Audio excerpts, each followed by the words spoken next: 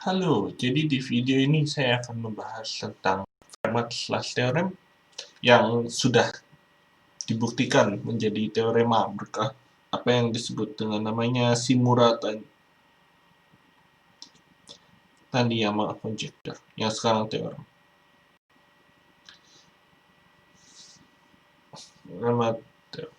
Ya, jadi apa itu Fermat/Theorem? Jadi kalau bentuk paling sederhananya adalah ini persamaan Diophantine yang mempertanyakan apakah A pangkat N tambah B pangkat N sama dengan C pangkat N ini punya solusi. Ya, solusi bulat non-trivial.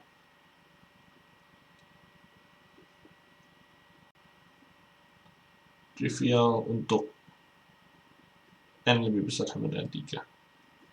Iya, ternyata jawabannya tidak ada. Ini jawabannya negatif, tidak ada.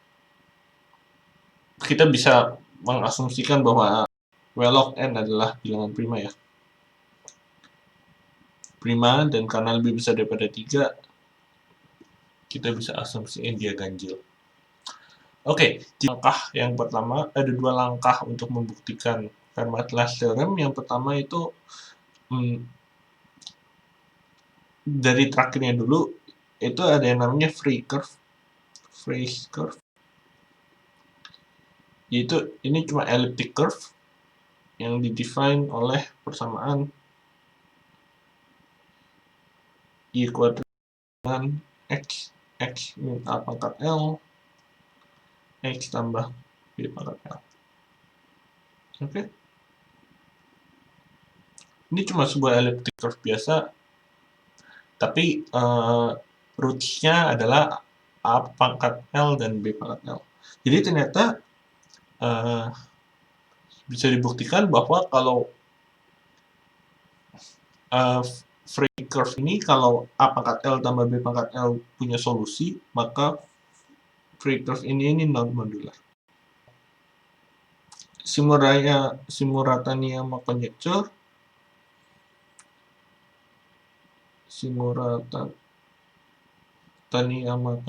mengatakan bahwa all elliptic curves are modular.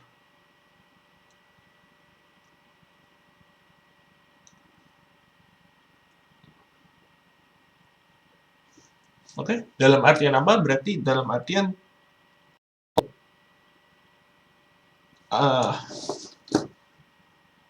ya berarti ini mengakibatkan kontradiksi. Mari kita mendeskripsikan dengan lebih eksplisit apa itu arti all elliptic curve are modular. Dalam artian begini, Shimura-Taniyama mengassert bahwa ada bijeksi antara isogeny class of elliptic curve A over Q with conductor N dengan rational new forms F on weight 2. Dalam artian begini, jadi di sisi kiri kita punya elliptic curve dan di sisi kanan kita punya modular forms ya, dan nggak sembarang modular forms, kita memilih rational new forms dari kurva gamma 0n yang punya weight 2. Dan bijeksi ini harus mempreserve beberapa hal. Misalnya kalau kita asosiasi dengan F, L function-nya harus, yaitu L function-nya di kanan.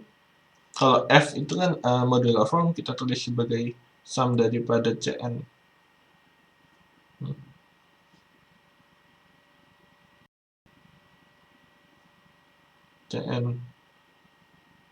Q pangkat N, maka LFS ini hanyalah sum daripada Cn N pangkat minus. Oke? Sedangkan kalau di sisi kiri, kalau kita punya elliptic curve A, kita bisa definisikan L function dari A itu sebagai sum daripada AN pangkat min S. Oke. Yang dengan sifat, dia memenuhi beberapa sifat khusus, yaitu AP, ya dia misalnya multiplikatif kalau M dan N itu relatif prima, maka AMN sama dengan AMAN. Dan untuk prima, misalnya untuk prima cukup besar, AP itu bernilai P tambah 1 dikurangi kardinalitas AP. AP itu maksudnya banyak FP root dari A. Oke? Ya. Apa kaitannya dua ini? Jadi ternyata dua ini dikaitkan oleh suatu representasi. Oke, jadi ternyata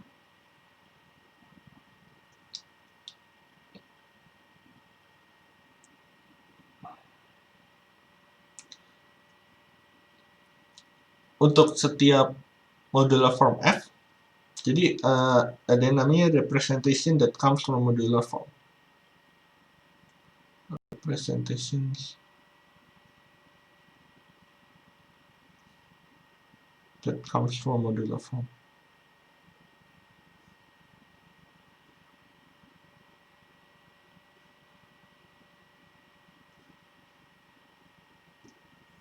Oke.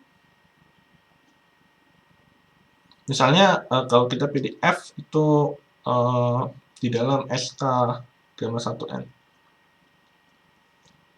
Berarti ini WK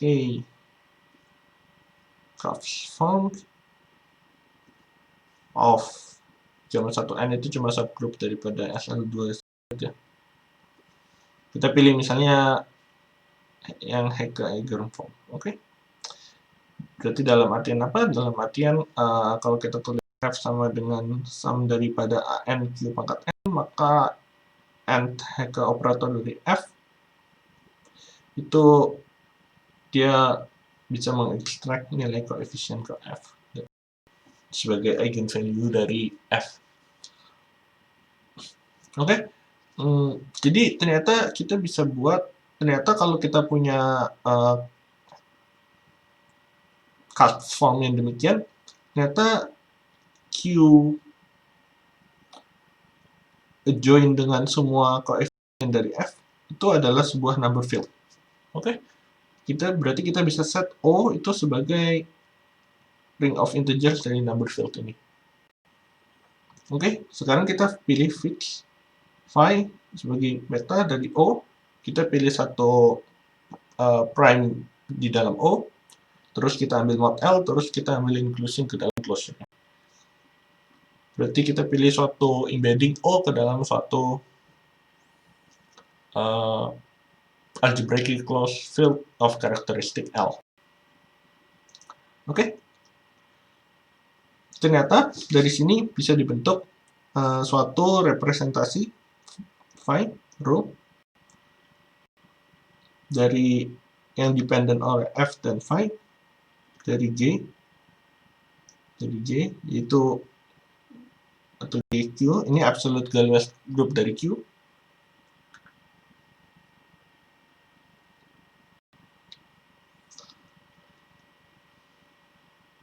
Oke, ke GL2. Oke.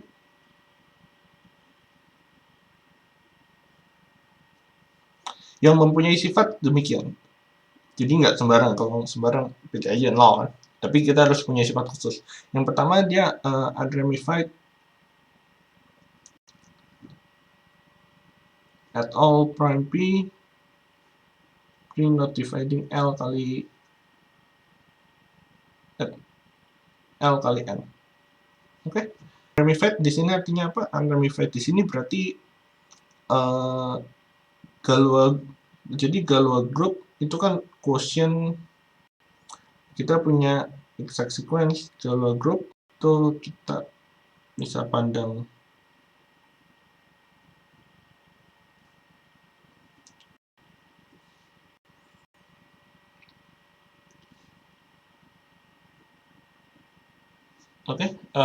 kita punya splitting exact sequence dari Galois group dengan inertia group dan quotient groupnya bisa dipandang sebagai Galois group dari finite field. Jadi unramified di sini cuma artinya action of IL is trivial. Jadi unramified at all P, dan terlebih lagi berarti kalau di dalam Galois group dari residue field ini ada namanya Frobenius kan? Karena aksionnya trivial, jadi kita bisa anggap Frobenius ini sebagai elemen dari Galois group. Berarti dengan sifat lagi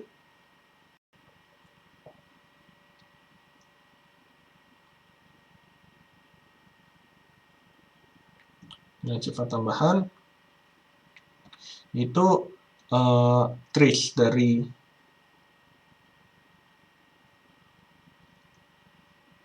Frobenius.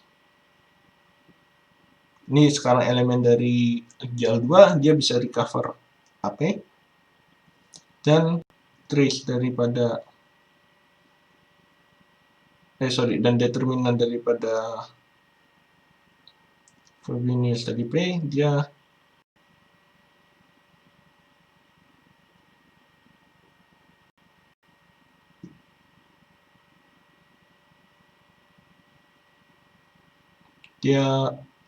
itu bernilai sebanyak P pangkat K-1.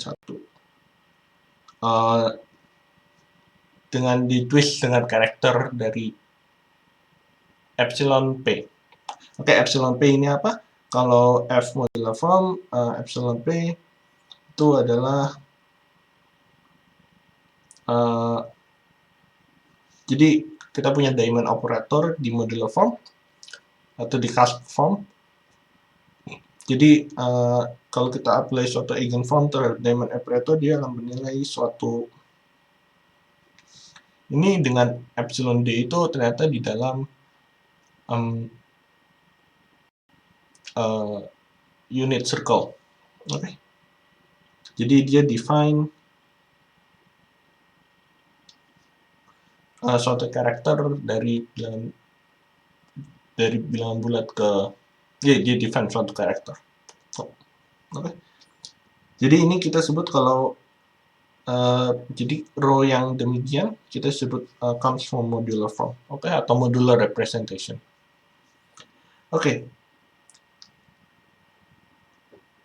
Ya, di sisi lain apa maksudnya kalau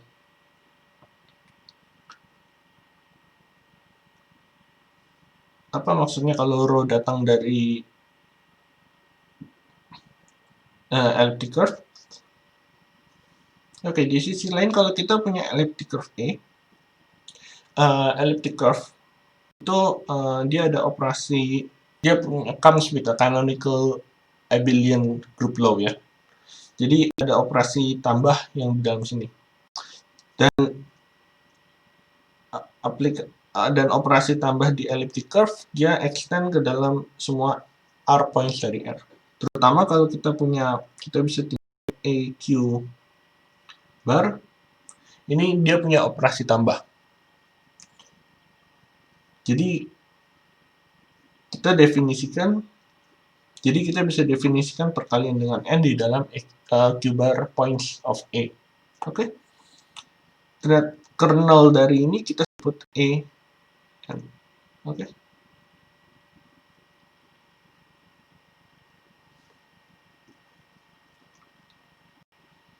Ternyata EN ini secara abstrak group dia itu isomorphic dengan Z mod N square. Jadi dia adalah free module of rank 2. Dan terlebih lagi dia punya Galois group action ya. Jadi Galois group G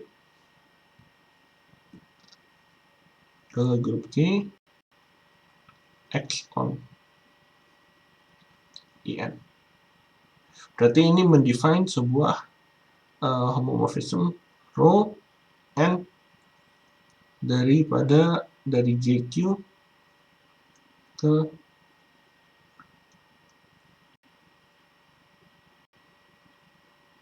automorphism oleh Z mod n Z kuadrat. Oke, tapi ini sama dengan JL2 of Z mod. Ya, jadi kita sebut elliptic curve E itu kita sebut elliptic curve E itu modular kalau semua E itu modular.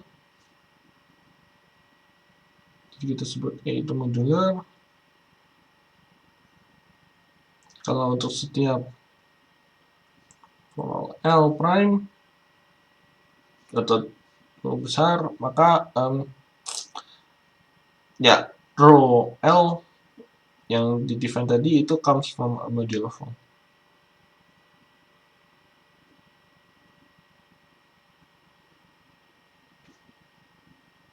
Ya, ada beberapa kriteria untuk ini. Misalnya kita bisa pakai determinan untuk ngecek kapan suatu titik L itu prima itu modular atau enggak. Ya, dan itu nanti mungkin kita akan jelaskan di video tambahan kenapa free curve tidak datang dari modular form. Oke, sekian introduction-nya. Terima kasih.